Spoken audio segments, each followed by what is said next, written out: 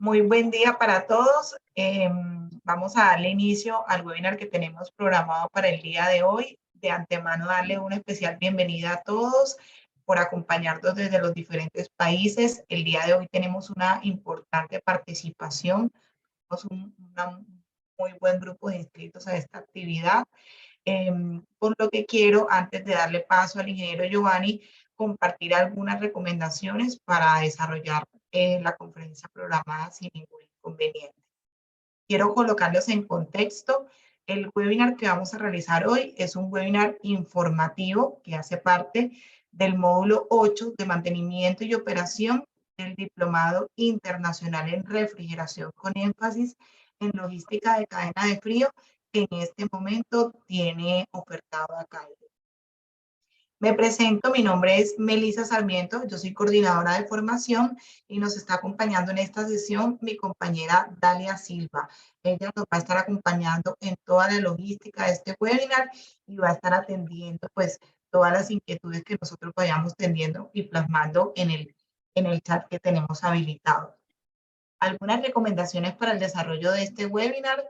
Tengamos en cuenta que todas las preguntas e inquietudes las vamos a poder plasmar por medio del chat que se encuentra activo o pues también por la opción de preguntas y respuestas. Ahí podemos ir escribiendo en el desarrollo de la conferencia y hacia el final vamos a dar un espacio para poder responder todas las que nos sean posibles. Tener presente que este webinar va a ser grabado de inicio a fin y que posterior a su desarrollo vamos a estarlo subiendo en el canal de YouTube de Acaire para aquellas personas que no logren conectarse en vivo y para aquellas personas que experimenten problemas de conexión y no lo puedan superar. Sin más preámbulos, voy a darle paso a nuestro conferencista del día de hoy, quien es el ingeniero Giovanni Barletta. Para quienes no tienen la oportunidad de conocerlo, voy a dar un resumen del perfil profesional del ingeniero. El ingeniero es ingeniero mecánico, especialista en gerencia de empresas comerciales, magíster en negocios. Además, pues cuenta con más de 38 años de experiencia en el sector de aire acondicionado y refrigeración. Es experto en diseño, puesta en marcha y diagnóstico de equipos y sistemas de refrigeración. Además, se desempeña como docente y director académico de diferentes actividades de formación, diplomados, cursos, por más de 20 años de experiencia en diferentes universidades de Colombia. Además, es un actual consultor internacional en las regiones Andina, Caribe y Centroamérica para diferentes empresas y usuarios finales. Y es nuestro actual presidente de la Junta de Dirección General Acaire y conferencista distinguido de ARRAI para diferentes periodos. Lo fue desde el año 2008 al 2010 y lo está haciendo en el periodo vigente de 2021 a 2020. Bienvenido, ingeniero. Sí, muy buenos días a todos. Muchas gracias por la oportunidad que me brinda Acaire para compartir con ustedes esta experiencia, por la invitación que me hace Acaire como conferencista del diplomado. Voy a compartir pantalla, me confirman si ya hicimos la prueba, pero me confirman si está en pantalla completa. Ya se ve, ahora sí está en pantalla completa. Adelante, ingeniero. Ok, como dijo la ingeniera Melissa, el tema de buenas prácticas de operación y mantenimiento es un tema bastante extenso. De hecho, es un módulo dentro del diplomado de cadena de frío y refrigeración comercial, que yo tengo el honor de presidir ese módulo. Como ustedes van a ver, esto es una charla introductoria a ese módulo. Obviamente se toca mucho más en profundidad, se ven casos más específicos, se hacen y se ven todas las variables.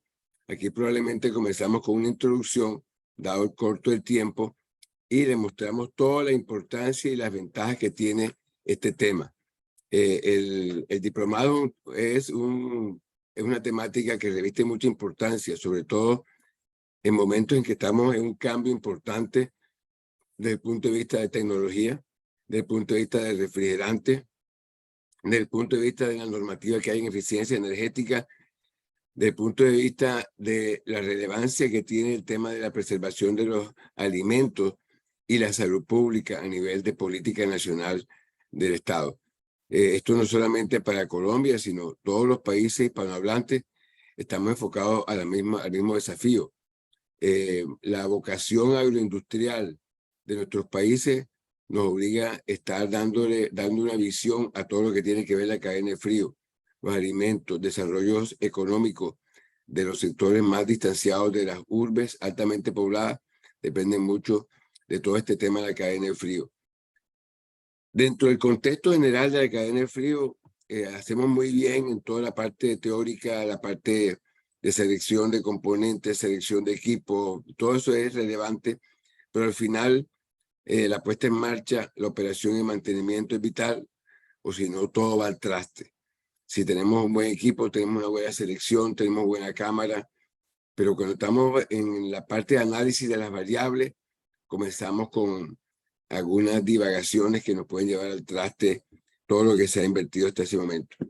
Durante mi charla voy a referirme de una manera muy comparativa y de una manera simplemente análisis de algunas expresiones que yo durante mis 40 años en este mercado, poniendo en marcha mucha cantidad de equipos, estando en contacto con una gran cantidad de países y de técnicos, después de haber dictado por 18 años mi última experiencia profesional en una multinacional cubriendo más de 14 países, tengo la certeza de que la problemática de los países tiene algo en común y probablemente es la formación, es el tema de alguna, como digo yo, algunas barreras que existen y algunos mitos que existen alrededor de algunas variables. Esta es la agenda que voy a tratar de cubrir en este corto tiempo, un poquito los antecedentes, la visión de la problemática que ya se las he enunciado de manera global. Voy a concentrarme particularmente en el tema de la toma de datos y el análisis de las variables. Y vuelvo a decir que esto que voy a decir no es nada peyorativo ni despectivo, sino simplemente digo, a diferencia de que un equipo solamente tiene una presión de alta o de baja, hay muchísimos datos que toman relevancia.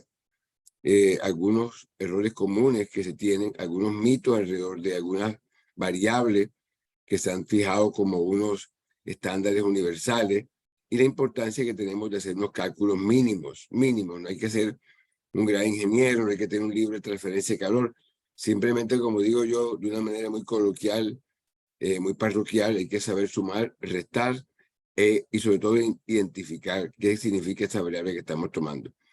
Dentro de esta charla voy tocando siempre buenas prácticas, algunas recomendaciones y algunos casos de algunas variables, como digo, pueden ser 6, no alcanzamos a verlas todas, probablemente entramos a ver 2 o 3 únicamente por que es un curso solamente de proyección del contenido a fondo que se hace en el diplomado.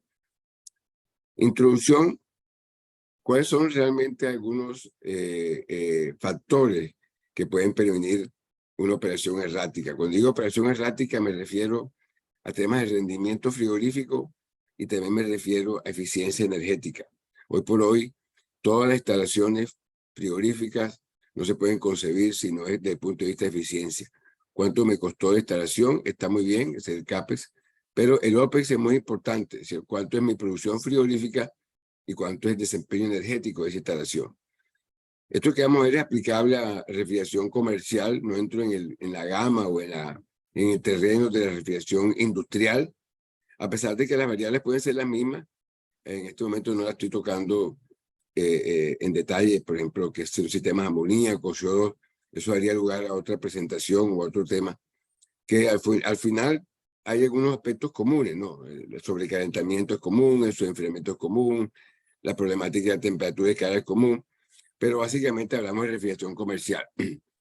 Y esto es aplicable a sistemas 1 a 1, es decir, una condensadora con su respectivo evaporador. También es aplicable al sistema en paralelo. La diferencia prácticamente es muy poca, pero aquí en sistema en paralelo tenemos el desafío de las cargas parciales. De un hipermercado puede tener 130, 150 evaporadores y encontramos que puede trabajar con el 20, con el 30, con el 40%, sistemas de congelamiento con cool gas, con gas caliente y combinaciones de temperaturas muy grandes dentro de un mismo grupo de succión. Aquí hablamos de 2 temperaturas esencialmente, pero todo lo que vamos a ver es aplicable a una gama muy grande. Ustedes saben que en media puedo tener media alta, puedo tener media extendida, a 14 Fahrenheit, que es -10, todavía es media, y puedo tener baja desde -15 a -25, -28, -30, inclusive -40 grados Fahrenheit. Vamos a analizar algunos mitos que se han ido de alguna forma heredando de generación en generación, y probablemente por ausencia de esta formación básica se producen algunas fallas. Parte de mi trabajo durante muchísimos años fue hacer diagnóstico de fallas y hacerle, como digo yo, la biopsia a los compresores, y dentro de eso uno adquiere una expertise en llegar al fondo del problema o hacer el análisis de causa raíz, y ahí se encuentra uno con esas preguntas o con esas respuestas o con esas expresiones que yo he llamado mitos de la refrigeración, que nos ponen un tema de desinformación o nos alejan un poco del análisis real de la causa. Y vamos a tratar también de dar respuesta a unas preguntas frecuentes. Cuando digo preguntas frecuentes, me refiero y cuál es la temperatura ideal y cuál es el amperaje ideal. Y vamos a tratar de responderla dentro del marco de todas estas variables que voy a presentar, o algunas, perdón. ¿Cuál es la importancia del análisis de datos? Digo yo, análisis de datos, análisis de variables. Primero, evitar fallas prematuras. Un compresor o una unidad de refrigeración, independiente de los niveles de corrosión o el medio agresivo, te puede durar 15 o 20 años perfectamente, inclusive con deterioro y envejecimiento de los intercambiadores de calor. Yo he encontrado sistemas que ya no tienen aletas, en la primera fila solamente se ven los tubos y están trabajando, porque probablemente están acompañados de otras variables que son favorables. Entonces, como cuando yo digo, tú tienes hipertensión, pero además no te cuidas, te alimentas mal, no haces ejercicio, además consumes azúcar, además que tienes la presión alta, tiendes a ser diabético. Entonces, es lo mismo en el compresor. Tú puedes tener una variable fuera del rango, pero si la tienes controlada o está todavía en su rango máximo y no tiene otras variables asociadas, es probable que esa falla o esa vida del compresor dure lo que está previsto por una prueba de laboratorio. La eficiencia, ¿no? La eficiencia no es solamente comprar un equipo de buenas características. Yo compro una muy buena unidad condensadora porque en el catálogo aparece que tiene un rating muy bueno de eficiencia, pero cuando el instalo cometo 3, 4, 5 errores en la tubería, en la carga, en la ubicación, en una cantidad de cosas, y al final lo llevo al traste después de haber hecho una inversión importante.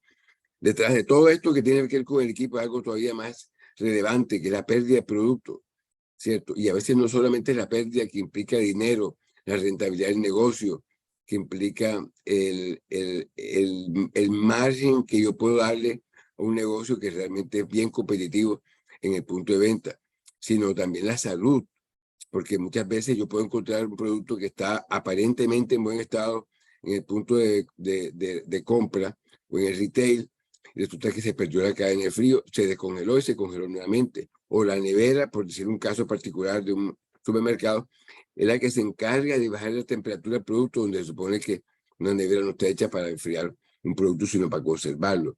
Los costos operativos no solamente me refiero a la energía. Cuando hablo de costo operativo me refiero a la energía, a la mano de obra, me refiero a las actividades complementarias. Hay que desurtir una nevera, un cuarto frío, hay que buscar un equipo alterno, los reprocesos, se va a una instalación, no todas quedan en las urbes, hay que ir a veces a poblaciones a hacer servicio y se regresa y se regresa. Creo que a todos nos ha pasado eso en algún momento en la vida y no salimos a una instalación y nos siguen llamando, seguimos volviendo y la pregunta que nos hacemos es ¿qué fue lo que ocurrió? Y el cliente simplemente dijo, usted tiene la responsabilidad porque este equipo está en convenio o está en un contrato de mantenimiento, usted es responsable. Entonces se llaman reprocesos, volver a hacer lo mismo o hacer el mismo proceso varias veces porque no entramos al punto ideal o no resolvemos todo el problema de causa raíz. Sistemas subestándares lo veo uno en todo momento. Sistemas subestándares son los que no llegan nunca a un estándar de commissioning, ¿cierto? Sino enfrían, se ponen en marcha y se van y quedan ahí. Subestándares, y uno se da cuenta cuando pasa un tiempo muy largo. Él dice que se cambian, que no tienen los diámetros y la lista es enorme. Y dentro de eso pues están la disminución de la vida, el incremento de la demanda eléctrica y además hay unos compromisos de varios componentes del sistema. A veces el compresor, pero el compresor puede perdón, puede ser un condensador, pero el condensador afecta al compresor. Si el tema está sucio, se afecta al compresor, y si está recalentado el aceite, la válvula de expansión se va obstruyendo porque se produce un barro, el aceite se vuelve barroso y obstruye. O si hay limalla, las limallas se van quedando en las partes finitas, en las partes muy delgadas, como el orificio de la válvula. Entonces van otros elementos complicándose, ¿verdad? Los sistemas de inyección o alimentación de aceite, los orificios, los controles de nivel, todo se va afectando hasta que llegue una catarsis completa. ¿Cuál puede ser realmente la causa del problema? Primero, que no se toman todos los datos y uno lo ve en muchas ocasiones, que toma un manómetro y solamente le sirve el manómetro de baja. Y dice, ¿qué pasó con el de alta? No es que lo sepa el nitrógeno y se me dañó. En otro evento tenemos todos los datos, pero no se interrelacionan, se ven de manera aislada, ¿cierto? Entonces, las mismas planillas son muy generosas entre sí, pero no se hacen cálculos de esa data, no se analizan. Y yo no puedo comparar datos de aplicaciones de media temperatura con aplicaciones de baja, con lo que es un túnel de enfriamiento. O sea, realmente, ¿cuál es la aplicación que yo tengo? Entonces, cuando alguien hace una pregunta, ¿qué presión tiene? Y uno da un dato, lo que tiene, la siguiente pregunta es, ¿para qué lo estás utilizando? ¿Cuál es el uso que le estás dando? ¿A qué temperatura entra el producto? ¿El producto que entró ya fue abatida esa carga térmica o está apenas en la primera parte del proceso? Entonces, la aplicación es muy importante. Recordemos al punto de partida que decía que la aplicación depende de la temperatura de evaporación y depende de muchas variables. No se comparan contra el valor óptimo. ¿Qué quiere decir? Que muchas veces ni siquiera sabemos hasta cuánto tiene que llevar. Y eso me ha tocado en mi vida profesional. Enero, en cuánto debe ser cualquier cosa, cuánto debe ser el tiempo en que puede una bomba de lubricación trabajar sin una presión adecuada hasta que se dispare. Entonces uno ve que está disparando y lo resetea. Va a cuadrar los térmicos de los compresores y no saben cuál es el punto. Entonces, no, que está en 17, lo va a poner en 18 como un factor de seguridad, pero ese compresor puede trabajar en 21, en 22 y no está mal. Eso es lo que vamos a ver hoy. No está mal porque todavía está en el rango. ¿Y por qué puede estar a veces en 18, a veces en 23? Porque salió un ciclo de congelamiento, porque está batiendo una carga térmica, porque el trabajo de él es bajar de una temperatura de 28 Fahrenheit a menos 15, menos 20. Entonces, la carga térmica va variando en el tiempo. Entonces, hay que conocer los valores óptimos en los puntos operativos. Y hay mucho más, ¿cierto? De la causa de todo este problema. Pero esto es por citar solamente algunos.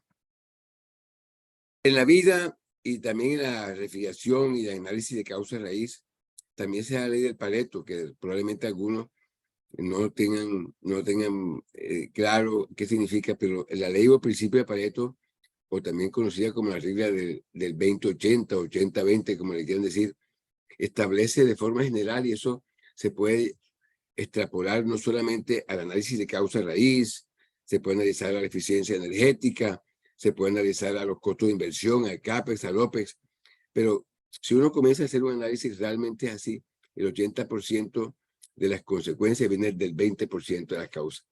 Entonces, en nuestro medio también hay una torta probablemente muy parecida, ¿cierto? Encontramos fallas eléctricas y fallas mecánicas.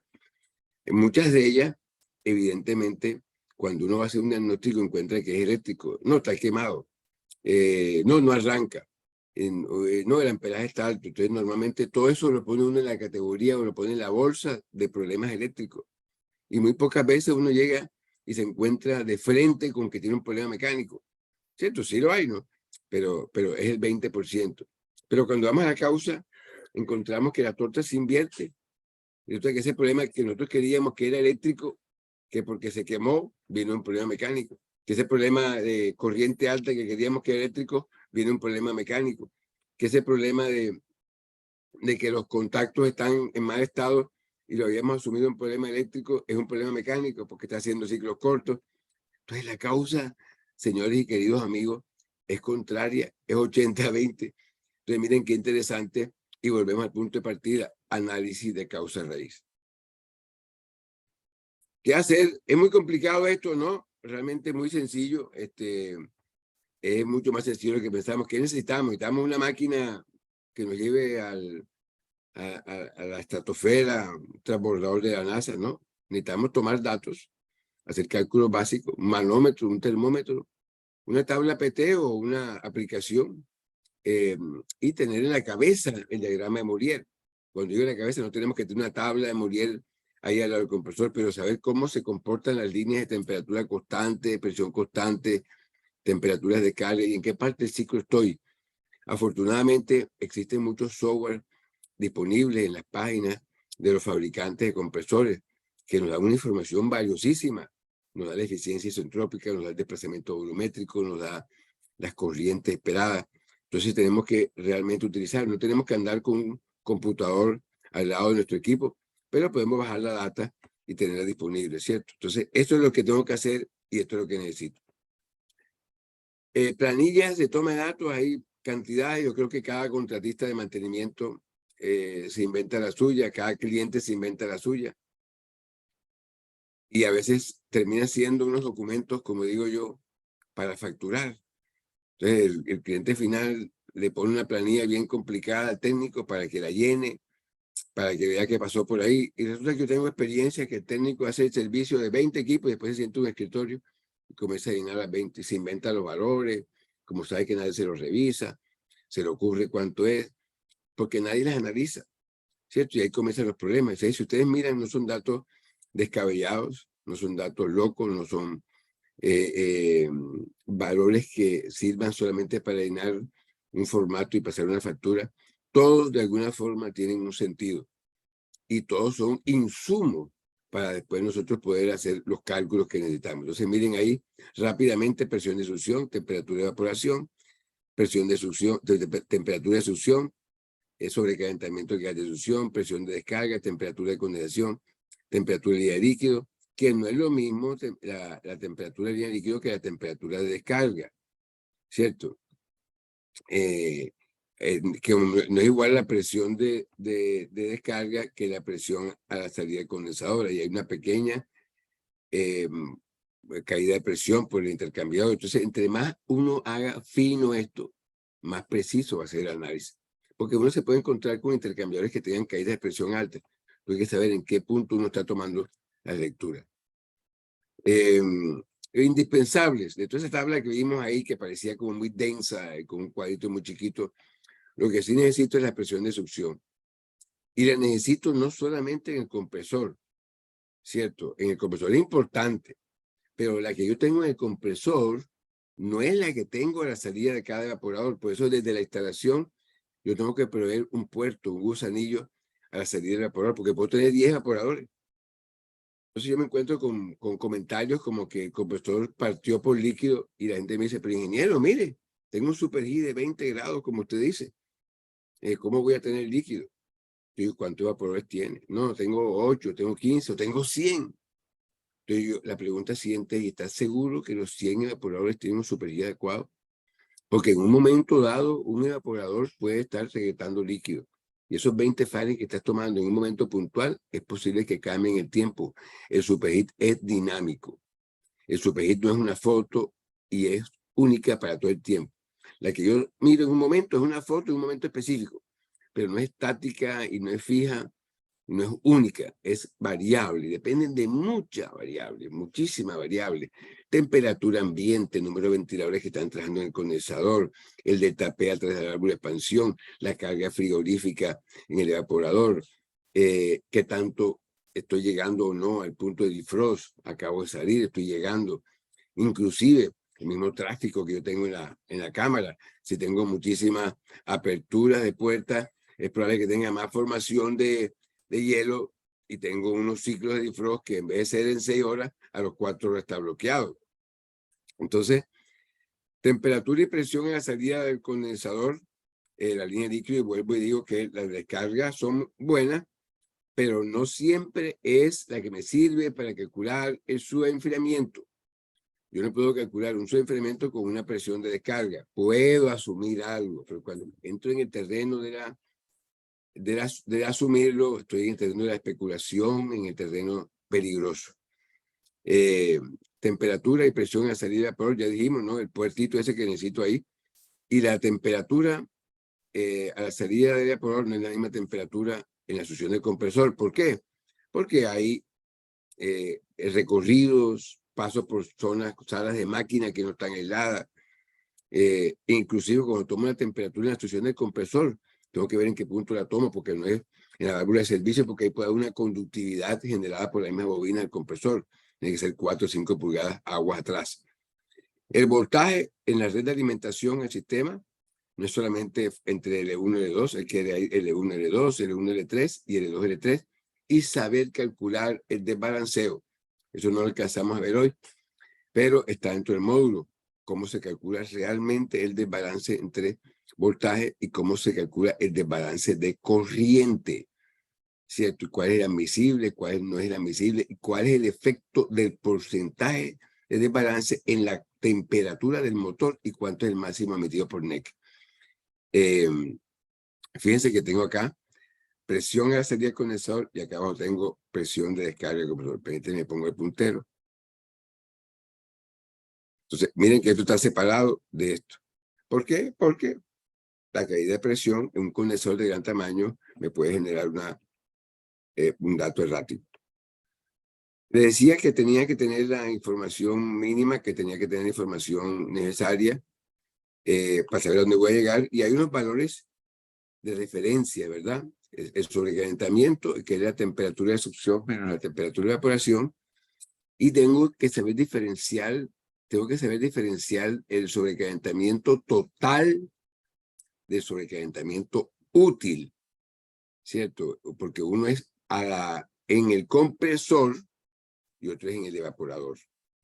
Entonces, que puede que sean unos casos muy cercanos, sí, cuando está mi sistema, mi succión muy cercana al evaporador, por ejemplo, los sistemas autocontenidos, los sistemas que tienen los water loop, por ejemplo, los paquetes, hay sistemas donde la caída es muy corta, pero en otros casos yo puedo tener varios metros de tubería y puedo tener inclusive tuberías que están mal aisladas, entonces esto puede cambiar.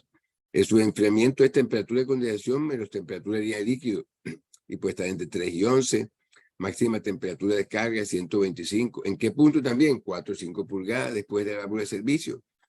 Mínima temperatura de descarga que sea al menos 30, arriba de la temperatura de condensación máxima. Temperatura de cárter, ¿verdad? Que ese cárter no me esté lleno de líquido y no va a estar muy caliente por algún retorno que tengo de algún separador o porque tengo también mucho líquido y está muy frío. Y medir el diferencial de la bomba de aceite para estar seguro que el disparo realmente es presión de aceite, que tengo un problema mecánico, o que tengo una capa de líquido en la parte inferior y la bomba está tomando líquido de la parte inferior y se está confundiendo. Entonces la bomba, ¿qué hace? Se puede disparar por presión de aceite. Después yo voy, pongo mis manómetros y creo que ya está el problema resuelto y resulta que era líquido lo que había ahí. Entonces, por eso digo yo, hay que siempre tomar lectura en diferentes momentos de la operación del sistema. Vamos a hablar de les dije que por el tiempo, un parámetro, ¿verdad? Vamos ahora a concentrarnos en un parámetro, vamos a concentrarnos en la presión de succión, y como yo digo, a veces tomando el pelo, a veces es casi que la única que creemos que es la más importante, porque es probablemente con la que nacimos, con la que nos educamos, con la que probablemente tenemos más en la mente, y está normalmente asociada a otras cosas. Entonces uno dice, si el amperaje está bien y la succión está bien, casi que lo demás está bien. Pero inclusive con ese análisis de la presión de succión, es demasiado importante lo que yo puedo, con esa presión de succión, comenzar a deducir. Variables impactadas a partir de esa presión, eficiencia del sistema, ¿cierto? Eficiencia del sistema, la capacidad del sistema, el amperaje del compresor, el radio del compresor, la temperatura de descarga. Esta última yo la digo hasta subrayar y poner en rojo, porque a veces no pensamos que hay una relación entre esa presión de succión y la temperatura de descarga. Ahora lo vamos a ver. Y es que esa presión de succión es un insumo. Si en esa presión de succión no puedo hacer nada, no puedo calcular el sobrecalentamiento, ¿cierto? No puedo saber la temperatura de evaporación si no tengo la presión. O sea, dentro de mi evaporador, ¿qué es lo que está ocurriendo? ¿Cómo está el refrigerante en mi cámara? ¿Cierto? En mi intercambiador. Y además que es un insumo importantísimo para saber la cantidad de refrigerante. No es el único, porque ese es otro mito. No es el único, porque a veces uno escucha expresiones como, no, yo cargo por baja. Yo cargo por baja es como, es totalmente impreciso realmente, una parte de las variables que hay que tomar. Hay un highlight abajo del slide un resalto en amarillo. En muchos casos es indispensable lectura de presión a la salida de cada evaporador o cada circuito. Por lo que decía, ¿no? Porque se pueden mezclar, le puedo tener un mix de presiones. Recuerden que yo en un grupo de succión de media, por ejemplo, que está evaporando a 14 grados Fahrenheit, yo puedo tener algunos evaporadores que están a 25, que pueden estar a 28, que pueden estar a 32, porque tienen válvulas reguladoras de presión de succión. Entonces, no me sirve medir en el manifold de succión. Tengo que ir a cada circuito o al menos cada ramal para estar seguro de a qué corresponde la temperatura de evaporación. Una de las necesidades para yo tener esa presión de succión es calcular el famoso, muy adorado y muy cuestionado sobrecalentamiento, ¿cierto? Nosotros le decimos muy en nuestro español e inglés el superheat, y lo que tenemos que tratar es de mantener para evitar el retorno de líquido un sobrecalentamiento mínimo, que es entre 15 y 20 grados Fahrenheit. Yo siempre digo que el sobrecalentamiento es como un factor de seguridad que termina siendo un factor de inseguridad. ¿Qué tan bajo puede ser un sobrecalentamiento? Porque sabemos que de toda parte el sobrecalentamiento termina siendo de alguna forma una ineficiencia. Si yo tengo un sobrecalentamiento muy grande en un evaporador, quiere decir que ese evaporador está parcialmente desocupado. Entonces yo estoy pagando una energía para no aprovecharla al 100% del área de mi evaporador. Entonces yo tampoco puedo irme al extremo de que todo es 20 grados Fahrenheit en el evaporador y 20 grados en el compresor, porque probablemente estoy dejando plata en la mesa. Recuerden, esto solamente para proteger el compresor del retorno de líquido y no me garantiza el funcionamiento correcto del sistema. Es un ejemplo con una temperatura de 0 grados Fahrenheit, le irá con un termómetro de contacto o un buen termómetro láser que esté afinado y un traductor o un manómetro que esté también calibrado para buscar la presión de 16 libras, que a 16 libras le corresponde por una tabla presión-temperatura o una aplicación que tenga en el teléfono menos 20, y esto me da que tengo un 20 grados de superheat, que es lo que estamos mencionando como para casos recurrentes de retorno de líquido y casos de riesgos. Yo debo asegurar mínimo un 20 grados o 15. Miren una cosa que siempre es lo que no está escrito. ¿Qué es lo que no está escrito? La pregunta es, ¿en qué momento lo tomo? Probablemente nos hacemos la pregunta, arranqué mi cámara, guardé superheat y me fui. Y a los 3 días se reventó el compresor. Y yo, ¿pero qué pasó si estaba en 20? Probablemente no hayas abatido la carga. Probablemente no viste qué ocurrió cuando estaba llegando al punto de defrost, o sea, tu evaporador estaba bloqueado. Y hay muchas variables, a pesar de que la válvula tiene una respuesta a tratar de mantener el superheat constante, no puedes predecir con exactitud en qué tiempo se puede esa respuesta, ni en qué tiempo se permanece la condición errática. Por ejemplo, tú tienes un 6 por 20, 6 horas de frío por 20 minutos de defrost, y resulta que a los 3 horas está bloqueado. Vas a tener 3 horas sin carga térmica con un bloque de hielo en el evaporador y el riesgo de que esa válvula durante todo ese tiempo sea capaz de mantenerte restringido el paso del refrigerante, que te podría producir un daño.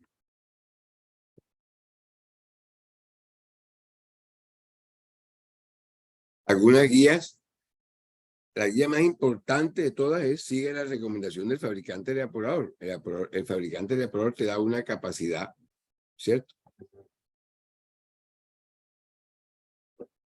Y te dice, mi evaporador de tantos pies cuadrados para trabajar con una temperatura de tanto, te lo garantizo siempre y cuando tú me des un superheat de 6 a 12, 5 a 10 y 2 a 8. Miren que en las temperaturas de baja, los superheats son más bajos.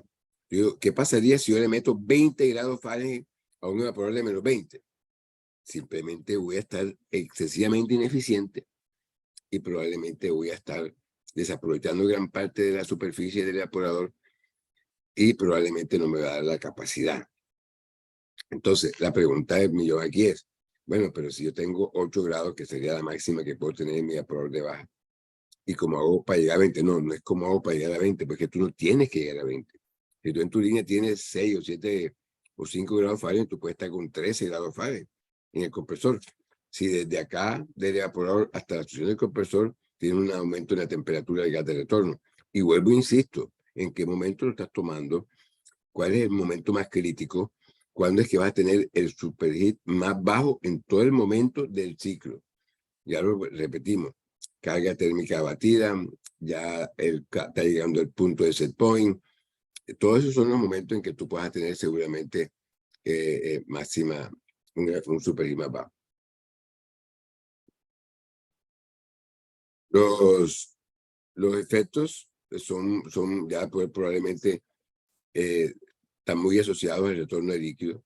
Si no tengo un sobrecalentamiento, como ya hemos mencionado, voy a tener retorno de líquido que es diferente a un arranque inundado.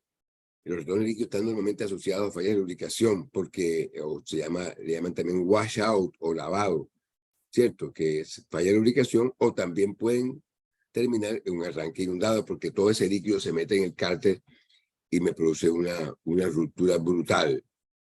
Ahora viene una pregunta que siempre nos hacemos y, como les digo yo, sin ánimo de cuestionar toda la experiencia de todas las personas que están conectadas y con todo el respeto.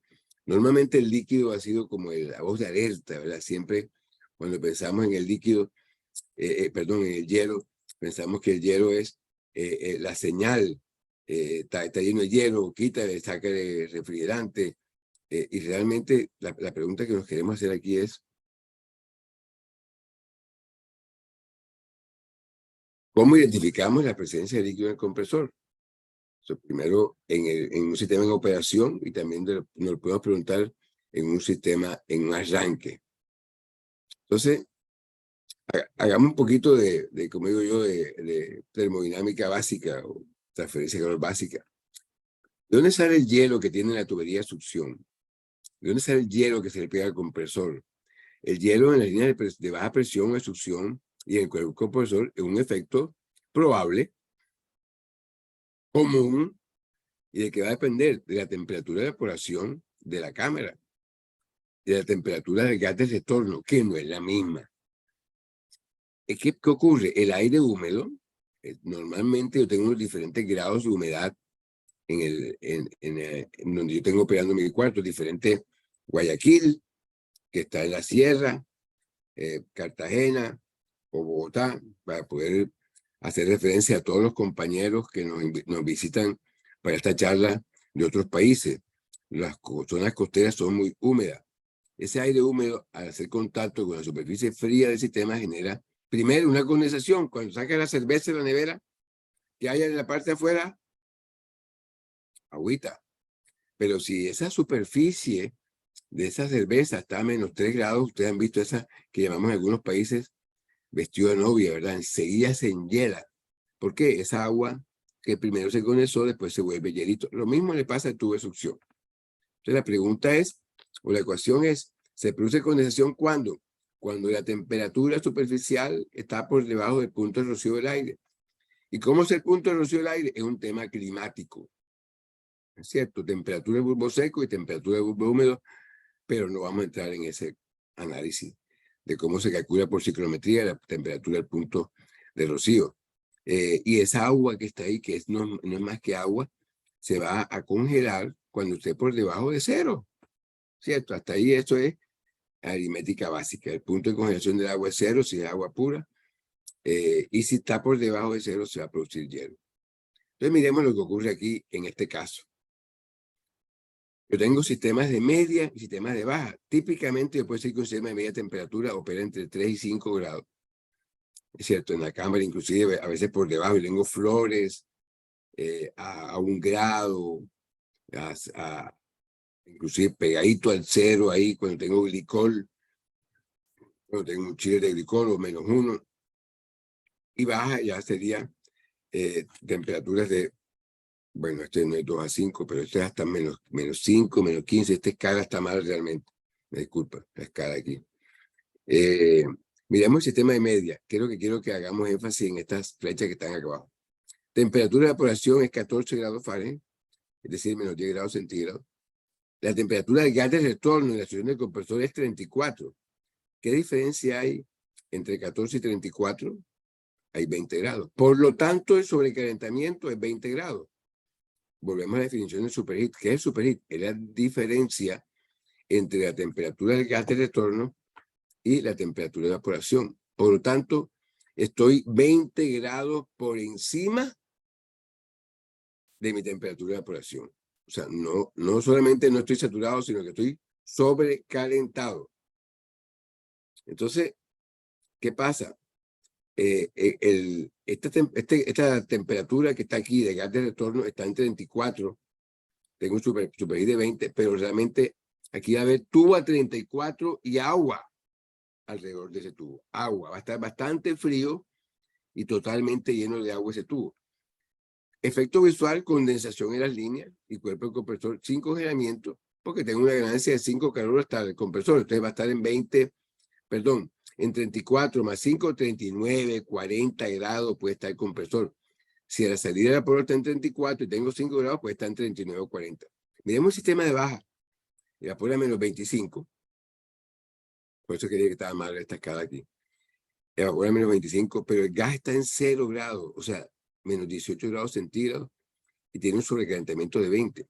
Entonces, menos 25, y con un sobrecalentamiento de 20 grados, ¿cierto? Voy a tener temperatura de gas de retorno, aquí sería menos 5, no sé qué pasó ahí con la aritmética. Bueno, pero ¿qué tengo aquí realmente? Perdón. Que voy a tener una tubería a menos 18 grados, menos 18 grados centígrados, tengo un sobrecalentamiento positivo. Si tengo 20 grados superior, probablemente muy parecido a lo que tenga aquí, muy parecido a lo que tengo aquí, pero tengo la línea de succión, como está a menos 18, está con hielo. O sea, el tubo de succión está con hielo y puede que la barriguita del compresor también tenga hielo y la válvula de servicio del compresor tenga hielo. Entonces, la pregunta es, ¿este compresor de baja le está llegando líquido? No. ¿Por qué? Porque entre la temperatura de evaporación a menos 25 y la temperatura del gas de retorno, que está en 0 grados Fahrenheit, tengo 25 grados de sobrecalentamiento. Eso quiere decir que mientras esté el gas sobrecalentado, no hay posibilidad que le llegue líquido al compresor. Y vuelvo a la pregunta. Depende si en otro momento no se acorta ese superheat. Porque vuelvo y digo, el superheat es dinámico, ¿cierto? Puede que en un momento dado ese superheat se volvió 0, la línea sigue congelada y le llegó líquido al compresor y tenga. La formación de hielo en la línea de succión y el cuerpo externo del compresor no se traduce en el retorno de líquido. El superheat es el único parámetro que indica si está ocurriendo o no. Un sobrecalentamiento medido por debajo de los valores indicados genera riesgo, ¿cierto? Y volvemos al punto, las aplicaciones están libres también en los celulares. Entonces, que tengo aquí 507, busco mi refrigerante aquí, 507, 59 libras, estoy leyendo en mi manómetro 59 libras, y me doy cuenta que su temperatura de saturación, o su temperatura de saturación saturada, o succión saturada, es 20.6. ¿Y qué tengo que hacer? Restarlo de la temperatura leída en la succión con un termómetro. Entonces tengo 30.4 menos 20.6, tengo 9.8. Entonces, ¿ese sistema tiene líquido? No. Ese sistema, si ya llegó a su punto crítico, su momento de mayor probabilidad de líquido, ¿le va a llegar el líquido?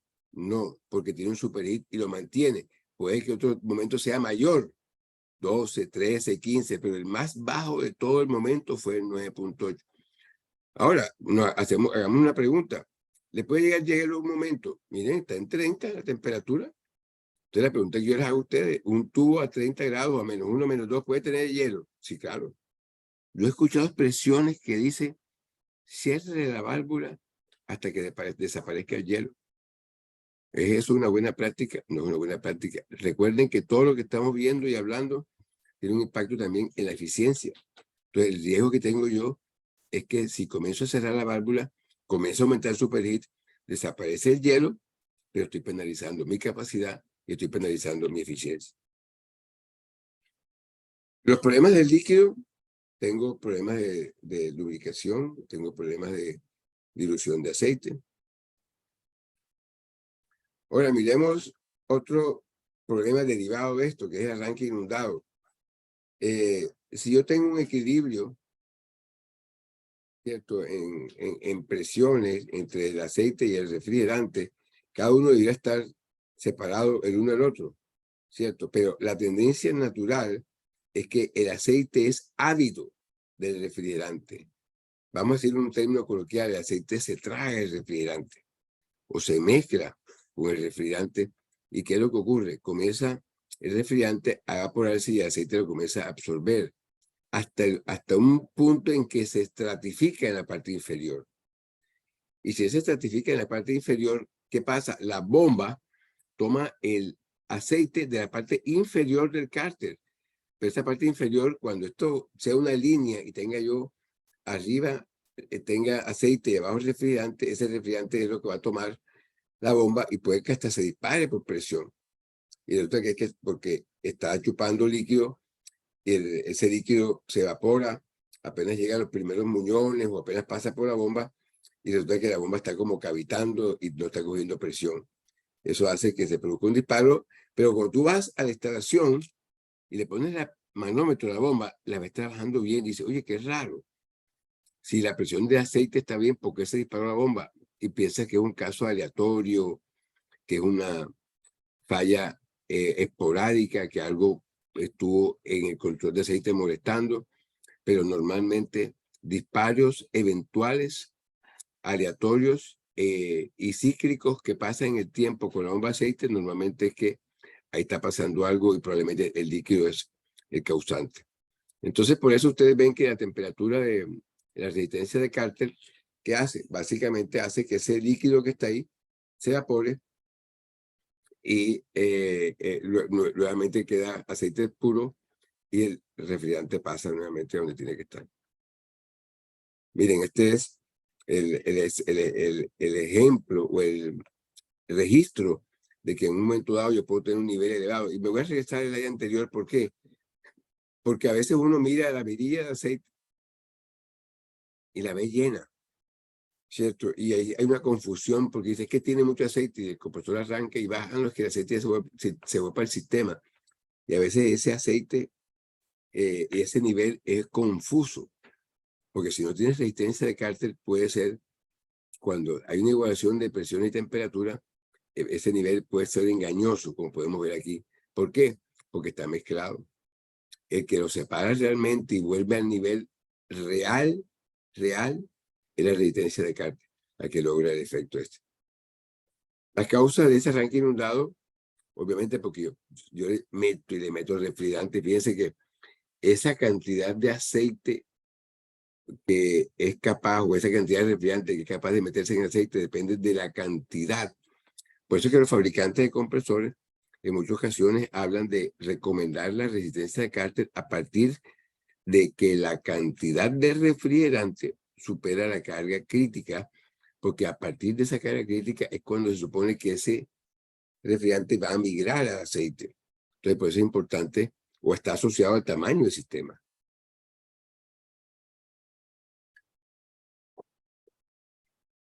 Baja temperatura ambiente.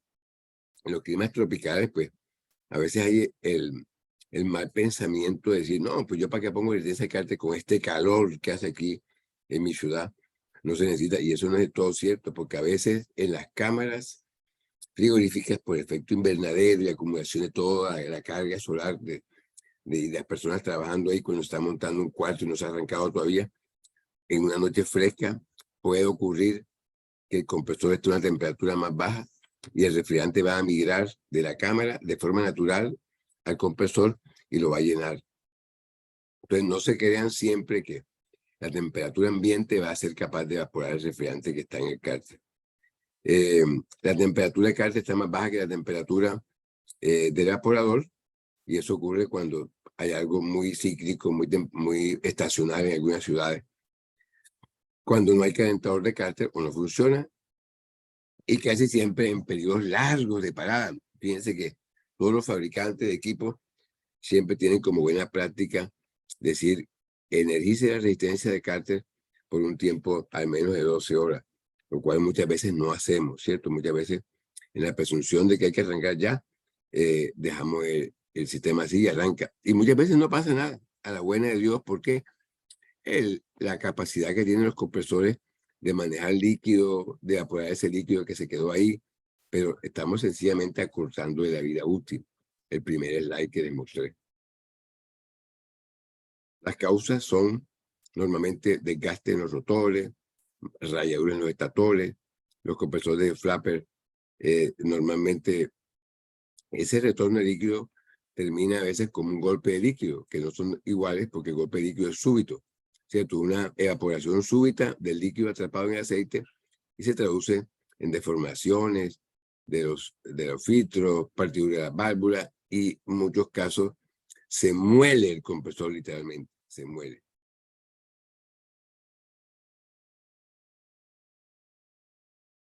Los escroles también se quedan el líquido atrapado en los espirales y lo parte totalmente.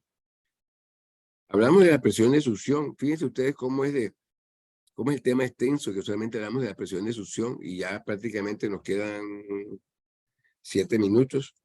Vamos a hablar de amperaje ahora.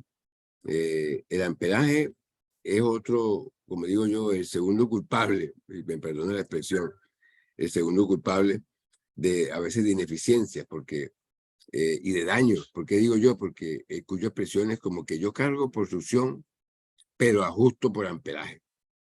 Entonces, la pregunta siempre es un bajo amperaje un buen indicador de eficiencia?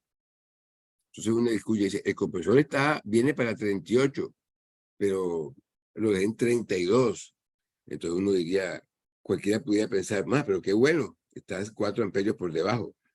Entonces, tampoco es una buena noticia tener amperajes bajos. Es siempre amperaje la medida exacta que también está creado un sistema de procesor o no. ¿Qué tanto el amperaje nos alerta cuando estamos en la zona de riesgo de falla? Muchas veces. Bueno, afortunadamente antes, y probablemente gran parte de los que están conectados no conocen esa historia, pero antes los fabricantes de compresores entregaban unas tablas de amperaje cuando no había internet, cuando no había software, cuando no había aplicaciones. Teníamos que ir con una tabla al campo a ver los amperajes, ¿cierto? Porque el amperaje que está en la placa es el run load amp, ¿cierto? En una condición específica o en condiciones nominales. Hoy por hoy contamos con software, ¿cierto? O las mismas tablas, ¿cierto? Que las podemos imprimir. Entonces, aquí yo a mano izquierda de un fabricante, yo puedo poner temperatura de evaporación, temperatura de condensación, temperatura de hecho de enfriamiento, temperatura de gas de retorno, y él me da prácticamente las capacidades, me da los amperajes, ¿cierto? Aquí tengo un 13.87, o en una tabla impresa yo para una condición de condensación específica puedo ver las diferentes condiciones de corriente esperadas, ¿cierto? Esa es, digamos, una manera de hacerlo, las herramientas con las que yo cuento. Entonces vamos a hacer la primera análisis de cómo se comporta el amperaje en función de la variable que vimos arriba, que es la presión de succión.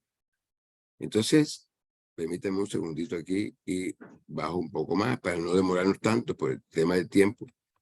Entonces miren que aquí tengo un compresor específico, tengo un modelo específico de un fabricante y puse un caso acá. Probablemente lo estoy resumiendo a mano derecha y tengo un sistema en 50 libras y un sistema en 35 libras. ¿Cierto? Miren que tengo una capacidad de 82.000 BTU y aquí tengo una capacidad de 58.000 BTU. Me baja la eficiencia en el evaporador, me baja la eficiencia en el compresor, me baja la corriente, ¿cierto? Y miren esto de temperatura de descarga no lo miren todavía, por favor, a pesar de que se incrementa porque esa es la tercera variable que pronto hoy no alcancemos a mirar, ¿cierto? Pero miren hasta ahí por dónde vamos. 29% en diferencia en la capacidad. 20% de diferencia en la eficiencia en el evaporador y 20% de diferencia en la eficiencia del compresor. O sea, que por cada libra que yo baje mi presión de succión, estoy bajando la capacidad en 1.6%, ¿cierto? Y en 0.11 de eficiencia. Y a veces esto llega hasta 2 y 3%, dependiendo del modelo de compresor y el rango de operación. Entonces, baja carga refrigerante en un sistema de refrigeración, si es un bajo amperaje, probablemente que tenga un bajo amperaje, 31 a 28, pero tengo pérdidas en la capacidad frigorífica, tengo disminución en la eficiencia y tengo una reducción del desempeño del compresor, con un efecto en el incremento de la temperatura de descarga. Esto es otro tema aparte, pero que está de la mano. Aumento la degradación del aceite y tengo riesgos de daño al compresor. Entonces, la pregunta ¿es buena el bajo amperaje? Yo diría no, si no tienes todo el panorama completo. Bueno, este es otro modelo de compresor donde hice una reducción de 10 libras y pasó de 126.000 a 156.000, o sea, una reducción de 30.000 BTU, 24% en capacidad por 10 libras y 17% en eficiencia. Voy ahora a hacer la pregunta acá, ¿cuál es el amperaje que debe consumir un compresor? Esto, cuando presenté la charla dije preguntas comunes que se reciben, que uno recibe. ¿Cuánto consume un compresor de 10? La respuesta es, no sé. ¿Cómo que no sabe, ingeniero? Porque no sé en qué punto lo tiene. Miren, es 24 lo que tengo aquí, o es 34. ¿Cuál es mala y cuál es buena? Ambas, el motor puede hacer ambas. El motor puede consumir 24 o 34. ¿De qué va a depender si es buena o malo el 24 o el 34? ¿En qué punto esté? Tengo una temperatura de evaporación que depende de mi presión de succión y tengo una presión de descarga que depende de mi temperatura de condensación.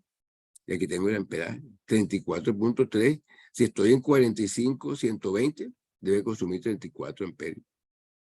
Pero si estoy en 15, 90, debe consumir 24. En caso de que consuma 34, está mal.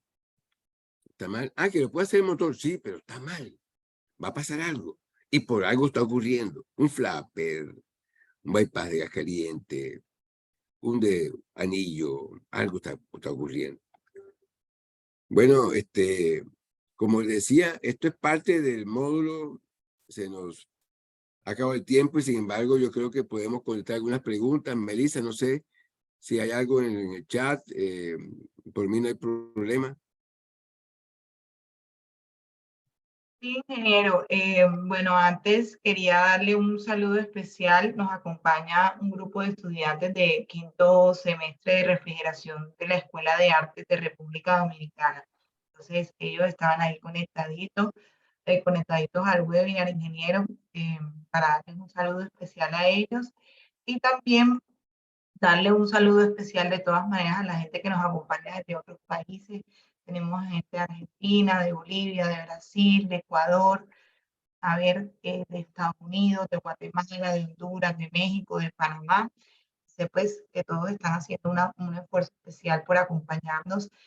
Vienen otras sesiones más programadas con otros temas también que hacen parte del diplomado. Entonces esas las vamos a estar realizando una más en abril y la que sigue en mayo.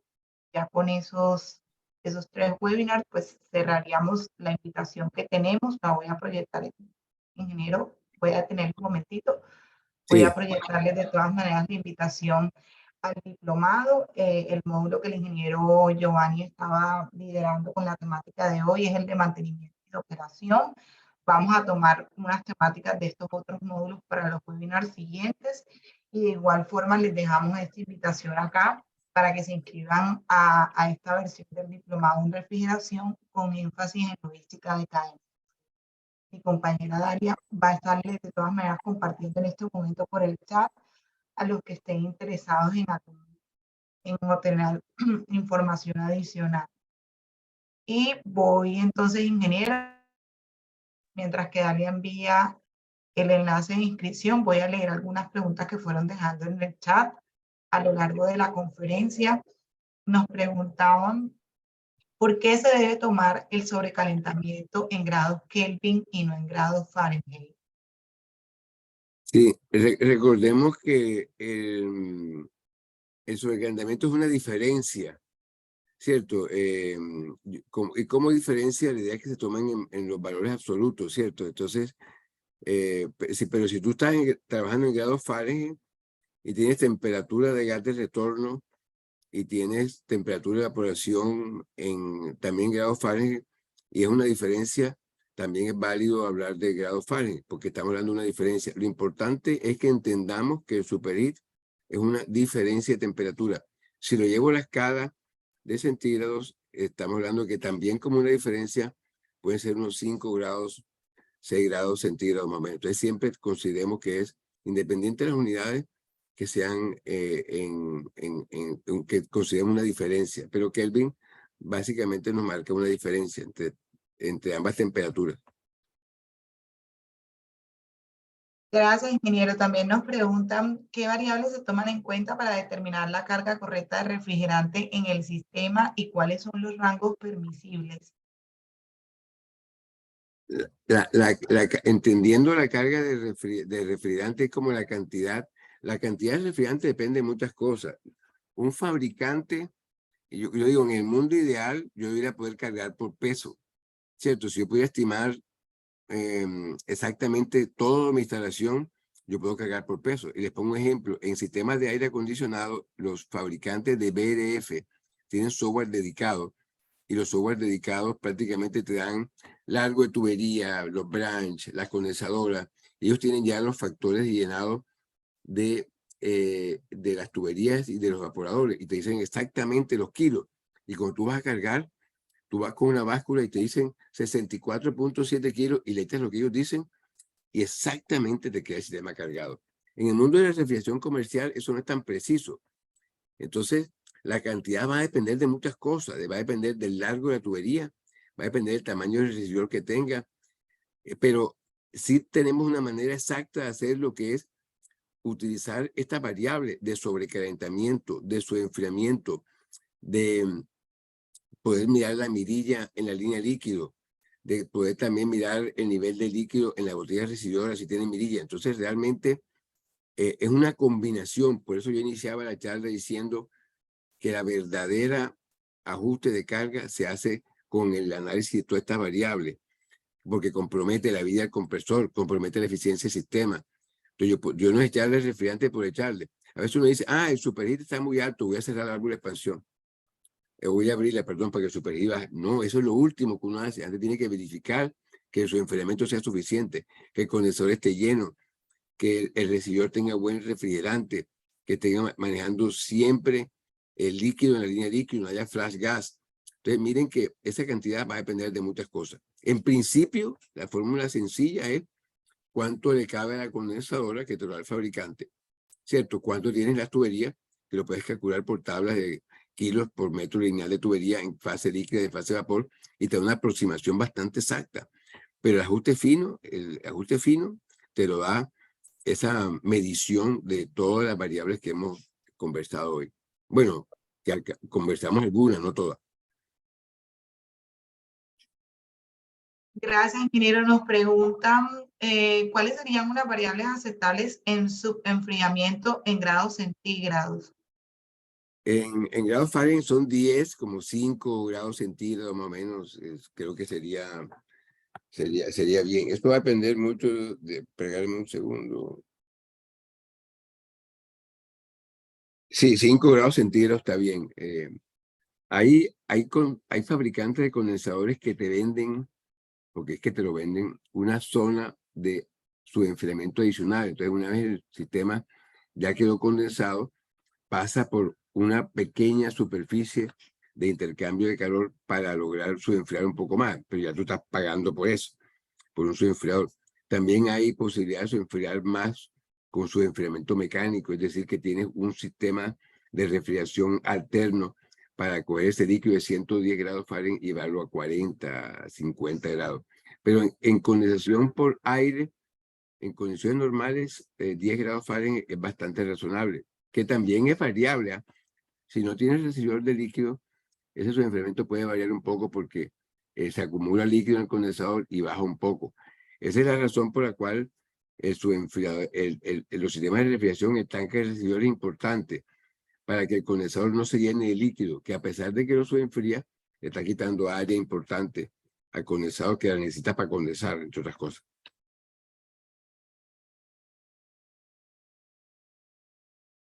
Muchas gracias, ingeniero, por el momento. Bueno, aquí llegó. Ah, no, esta también es la misma, nos preguntando en grados centígrados cuál sería la escala apropiada. Yo estoy grados. Sí. Por el momento esas serían las preguntas que nos llegaron al chat. De todas maneras, agradecerles y recordarles que la grabación la vamos a estar subiendo el día de hoy al canal de YouTube. Se pueden suscribir para que les llegue la notificación cuando el video ya esté subido, ¿sí? De antemano agradecerles el espacio a todos, al ingeniero Giovanni por acompañarnos a liderar este tipo de actividades y nuevamente pues a tener en cuenta la invitación para participar en el diplomado que estamos ofertando en este momento de refrigeración. Para todos un excelente día. Gracias a todos.